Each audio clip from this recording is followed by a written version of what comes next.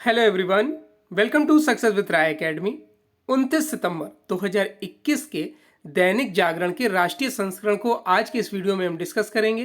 तो चलिए वीडियो को शुरू करते हैं। सबसे पहली न्यूज़ ले रहे हैं कि कुछ के रोजगार के लिए दूसरों के जीवन के अधिकार का उल्लंघन नहीं कर सकते। यह स्टेटमेंट दिया है सुप्रीम कोर्ट ने, और स्टेटमेंट दिया गया है जिस तरीके से दिल्ली सरकार ने दीपावली के अवसर पर पटाखों पर प्रतिबंध लगाया है उसको लेकर दिया गया है। यानी कि जो पटाखों से रोजगार मिलता था लोगों को, तो सुप्रीम कोर्ट ने ये बोला है कि उस रोजगार की वजह से जो प्रदूषण फैलेगा, दम घोटने वाला प्रदूषण फैलेगा, उसकी वजह से कई लोगों की जानें नहीं ली जा सकती।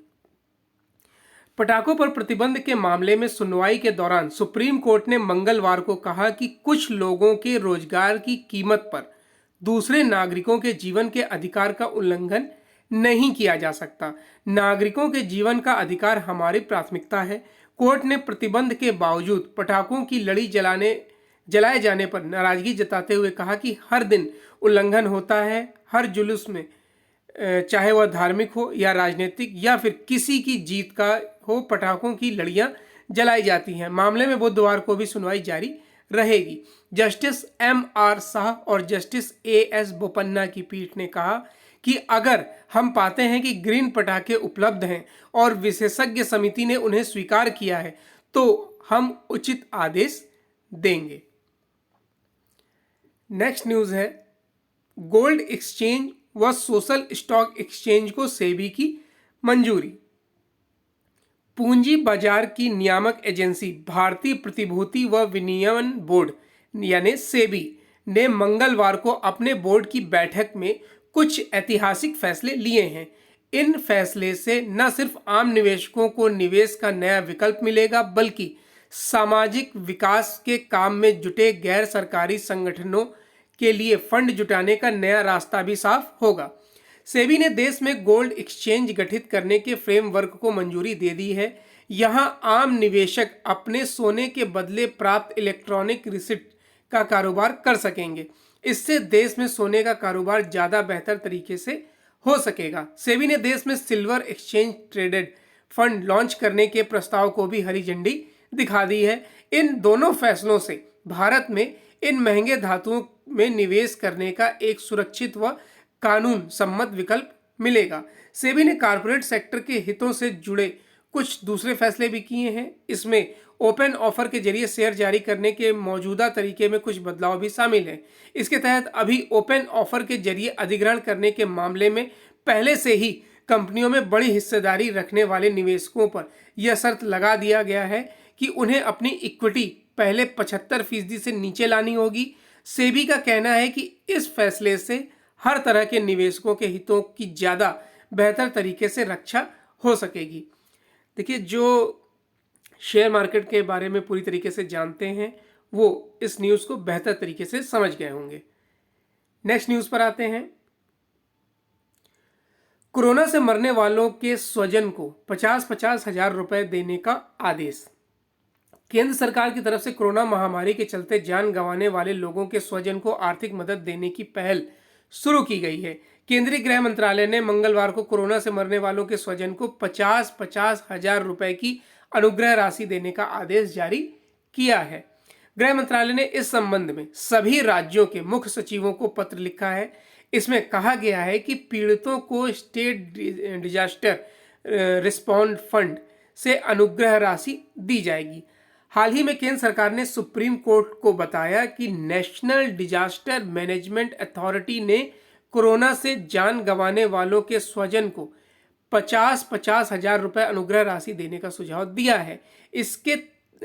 इसमें राहत अभियान और कोरोना से निपटने की तैयारियों से जुड़े वे लोग भी शामिल हैं जिनकी महामारी से मौत की पुष्टि हुई है। सुप्रीम कोर्ट कोरोना से मरे लोगों के स्वजन को आर्थिक मदद मुहैया कराने की मांग वाली एक जनहित याचिका पर सुनवाई कर रहा था। नेक्स्ट न्यूज़ है, किसानों और वैज्ञानिकों के गठजोड़ से बढ़ेगी देश की ताकत। ये स्टेटमेंट दिया है प्रधानमंत्री नरेंद्र मोदी ने।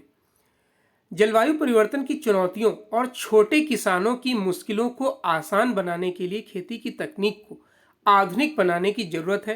प्रधानमंत्री नरेंद्र मोदी ने देश के किसानों से कहा है, जब भी किसानों और कृषि को सुरक्षा कवच मिलता है तो उनका तेजी से विकास होता है। विज्ञान, सरकार और समाज एक साथ काम करते हैं तो परिणाम बेहतर होते हैं। किसानों और विज्ञानियों का यह गठजोड़ नई चुनौतियों से मुकाबला करने में देश को मजबूत बनाएगा। प्रधानमंत्री मोदी मंगलवार को यहां ICAR द्वारा विकसित विभिन्न फसलों की 35 प्रमुख विशिष्ट गुणों वाली प्रजातियों को देश के किसानों को वीडियो कॉन्फ्रेंसिंग के जरिए समर्पित करने के बाद उन्हें संबोधित कर रहे थे। विशेष गुणों से भरपूर प्रजातियों को जारी करते हुए प्रधानमंत्री ने कहा कि कुपोषण की समस्या से निजात पाने के लिए फोर्टिफाइड बीज तैयार किए गए हैं।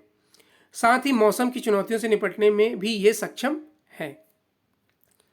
नेक्स्ट न्यूज है कि मेक्सिको के साथ विभिन्न क्षेत्रों में सहयोग पर की चर्चा।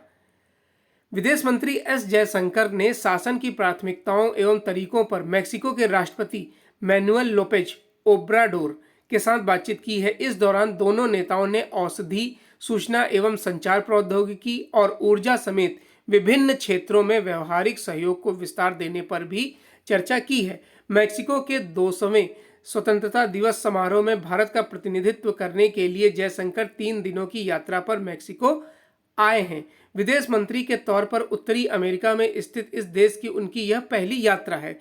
जयशंकर पिछले 41 वर्षों में मेक्सिको की यात्रा करने वाले पहले विदेश मंत्री हैं। जयशंकर ने अपना स्वागत करने के लिए राष्ट्रपति ओब्राडोर को धन्यवाद दिया और प्रधानमंत्री नरेंद्र मोदी की ओर से उन्हें शुभकामनाएं दी। सोमवार को हुई इस मुलाकात के बाद विदेश मंत्री ने ट्वीट किया, शासन की हमारी प्राथमिकताओं और तरीकों पर खुलकर वार्ता हुई है।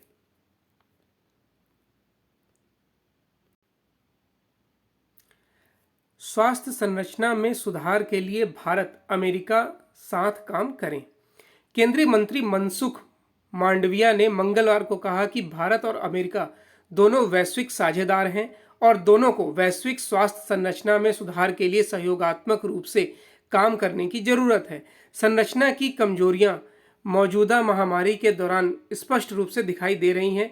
भारत द्वारा आयोजित चौथी भारत अमेरिका स्वास्थ्य वार्ता के समापन सत्र को संबोधित करते हुए स्वास्थ्य मंत्री ने कहा कि कुछ समान रूप से महत्वपूर्ण क्षेत्र हैं जहां भारत और अमेरिका दोनों काम कर सकते हैं।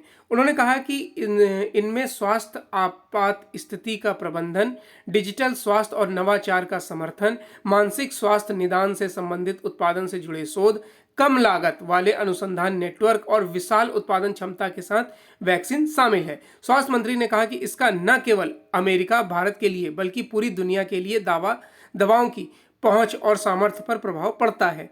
मांडविया ने कहा कि भारतीय जेनेरिक दवाओं ने विश्व स्तर पर विभिन्न बीमारियों के इलाज की लागत को कम करने में मदद की है। उन्होंने कहा कि भारत विकासशील दुनिया को लगभग सभी उच्च गुणवत्ता वाली जेनेरिक दवाओं की आपूर्ति करता है।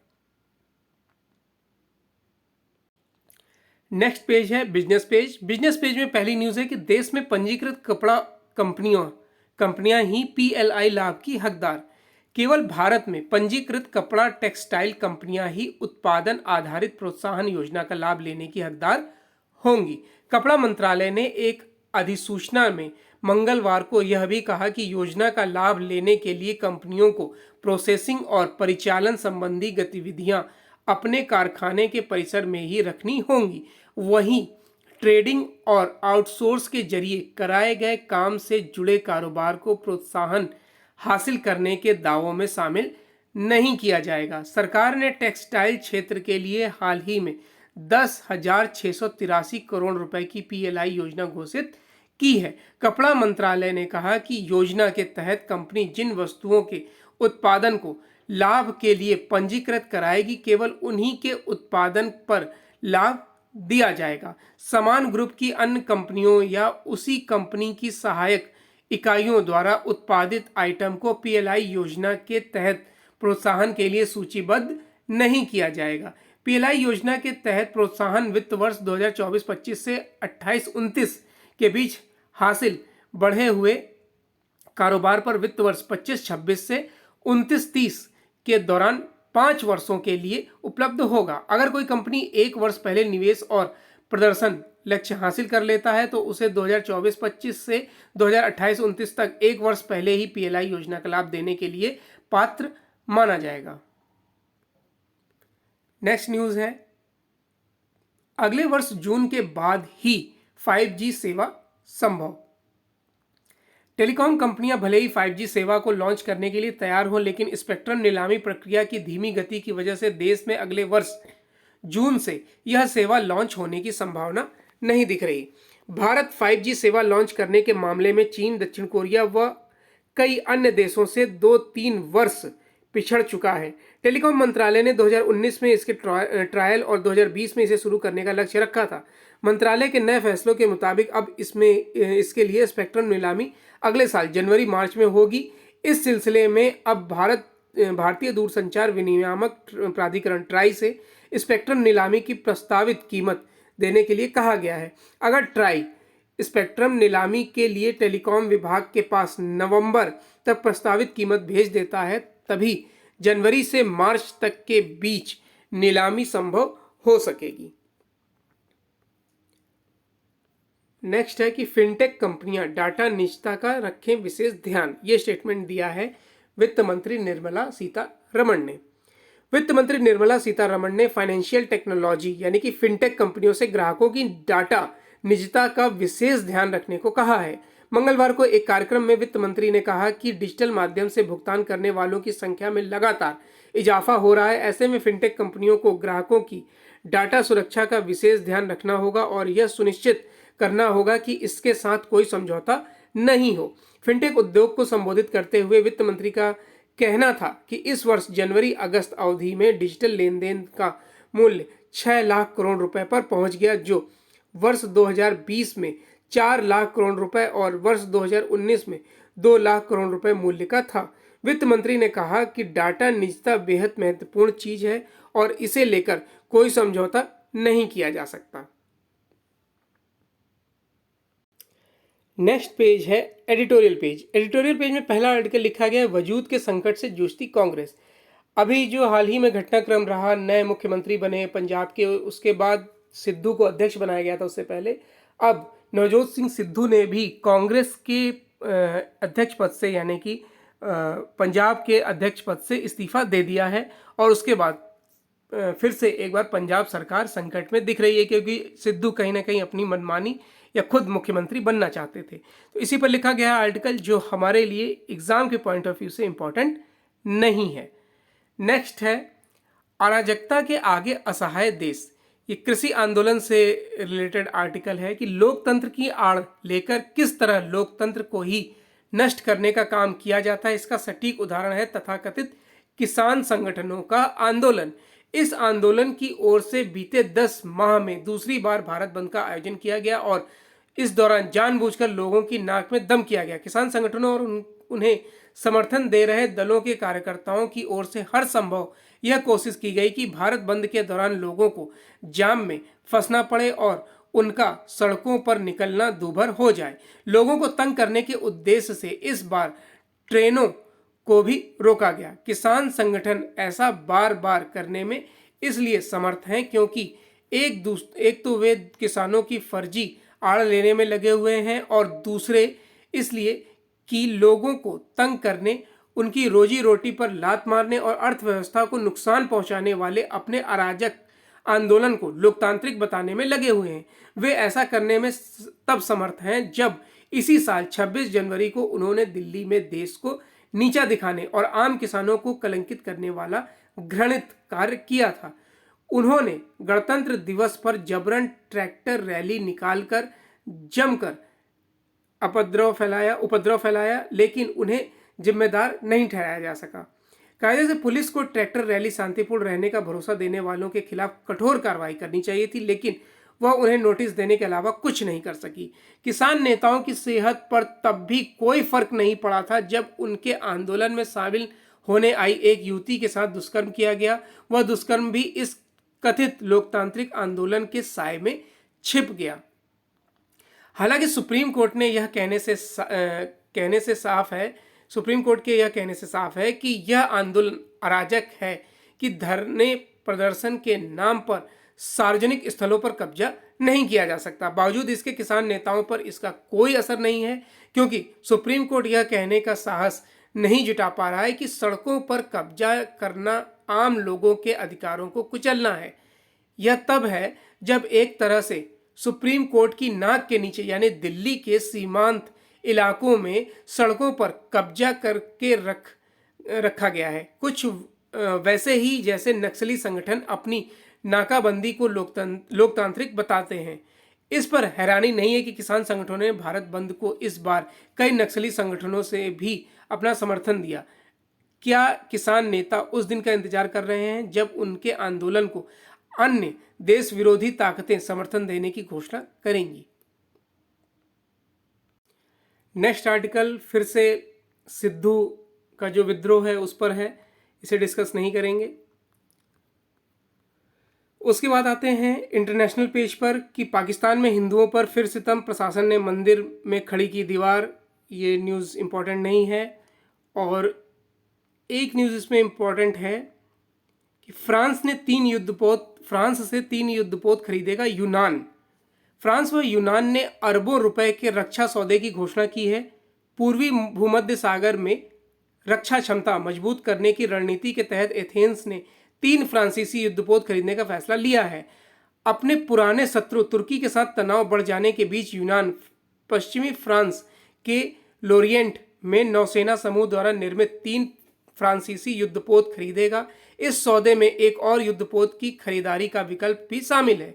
फ्रांस के राष्ट्रपति इमैनुअल मैक्रोन और यूनान के प्रधानमंत्री क्यूरिकोस मित्सोताकिस ने पेरिस में संयुक्त संवाददाता सम्मेलन में रक्षा और सुरक्षा रणनीतिक भागीदारी की घोषणा की है। मैक्रोन ने कहा कि यह साझेदारी हमारे आपसी हितों के आधार पर सहयोग बढ़ाने की इच्छा व्यक्त करता है।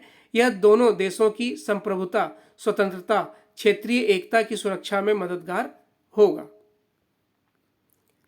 फिर है स्पोर्ट्स पेज। स्पोर्ट्स पेज में एक न्यूज़ है हमारे लिए, वो है कि ओलंपिक व पैरालंपिक के 5 सितारों की पदोन्नति। महिला हॉकी टीम की कप्तान रानी रामपाल, गोलकीपर सविता पूनिया, पैरालंपिक पदक विजेता मरियप्पन थंगावेलू और शरद कुमार को टोक्यो खेलों में शानदार प्रदर्शन के लिए भारतीय खेल प्राधिकरण यानी साई ने समय से पहले प्रोन्नति देने का फैसला किया है। साई की नियामक इकाई की मंगलवार को हुई 55वीं बैठक में यह फैसला किया गया।